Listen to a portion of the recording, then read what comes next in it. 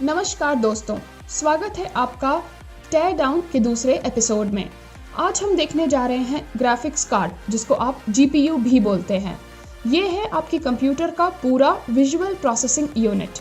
Animation, 3D सब इसी पे निर्भर करता है, चाहे आप गेम खेल रहे हो तब या मूवीज़ देख रहे हो तब। इसको खोलने के लिए हमें ज़रूरत पड़ने वाली है 0.75 mm का स्टार हेड स्क्रू ड्राइवर, जिससे हम सारे स्क्रूज निकालेंगे।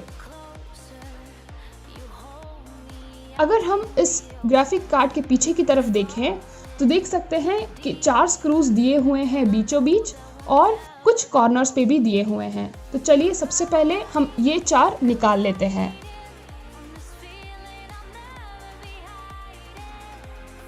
तो चलिए हमने 4 निकाल लिया, लेकिन ऐसा लगता नहीं है कि ये खुल पाएगा। तो चलिए हम बाकी के स्क्रू भी निकाल लेते हैं। ये ज़रूर ध्यान रखिए कि ये एक थर्मल पेस्ट लगा होगा जीपीयू और कूलर्स के बीच में, जो हो सकता है कारण हो इनके ना खुलने का। और ये निकल गया। ऐसा लगता है किसी वायर से ये जुड़ा हुआ है। और आप यहाँ पे देख सकते हैं कि एक पावर कनेक्टर लगा हुआ है, जो कि कनेक्ट करता है पंखों को, जिसे कि हम निकालने की कोशिश करते हैं।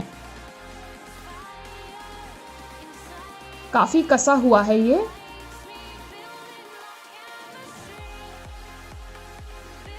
और ये निकल गया आखिरकार।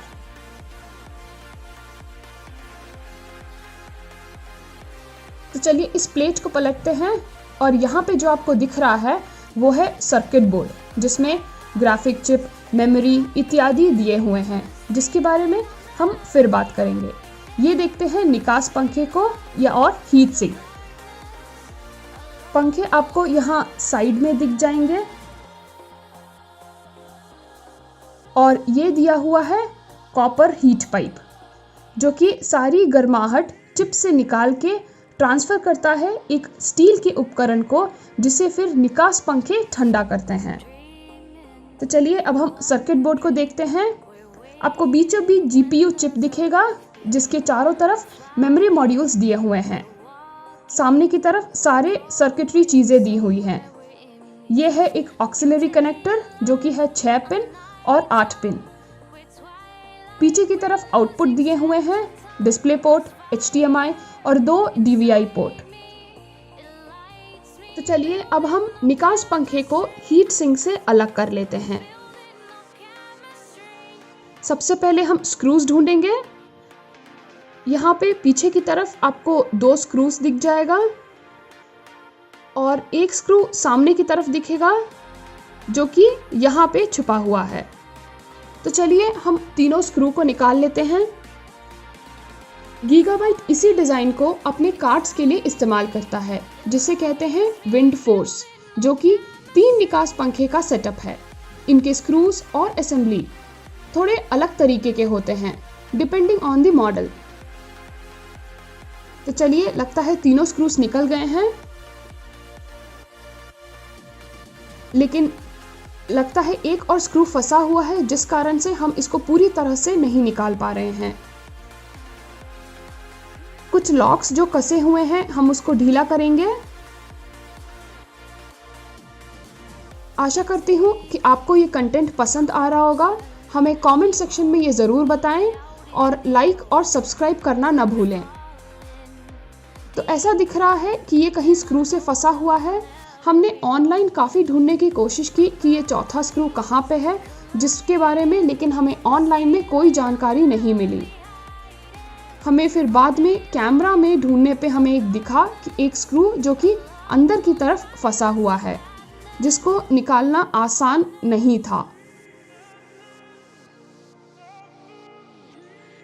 हो सकता है आपको काफ़ी एंगल से कोशिश करना पड़े इन स्क्रू को निकालने के लिए, और अगर आप जोर लगाएंगे तो भी नहीं निकलेगा ये। तो काफ़ी मशक्कत के बाद हमने ये स्क्रू निकाला।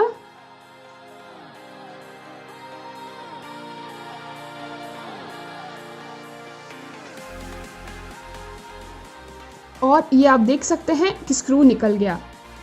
और ये अलग हो गया हीट सिंक और पंखे। हीट सिंक आपको कुछ साफ नहीं दिखेगा, और अगर आप पंखे को देखें तो ये है विंड फोर्स सेटअप, जिससे कि हमने पहले भी कहा था कि 3 पंखों का सेटअप है ये। हर पंखे पे आपको 3 स्क्रू लगे हुए दिखेंगे और वायर्स जो कि सर्किट बोर्ड से लगे हुए हैं। अब हम कोशिश करेंगे पंखों पे लगे हुए तीनों स्क्रूज को निकालने की, जो कि आसान नहीं है क्योंकि ये भी सारे स्क्रूज अंदर की तरफ फंसे हुए हैं। तो हमें इसके लिए अलग से स्क्रू ड्राइवर की ज़रूरत पड़ेगी। और हमने निकाला है यहाँ पे 1 mm का स्क्रू ड्राइवर इन स्क्रूज को निकालने के लिए। और कुछ स्क्रूज टूटे से हुए हैं, जिसके कारण हमें बड़े स्क्रू ड्राइवर की ज़रूरत पड़ रही है। और हमें इन सारे स्क्रूज को निकालने के लिए काफ़ी समय लगा, जिसके निकालने के बाद आप तीनों पंखों को अलग कर सकते हैं। और यहाँ पे आप सामने देख सकते हैं एक GPU के सारे आंतरिक भागों को। हमारे दूसरे वीडियो का ज़रूर इंतज़ार करें, जहाँ पे हम इन सारे आंतरिक भागों को वापस लगाने वाले हैं, सफाई और रिन्यू करके। तब तक के लिए धन्यवाद।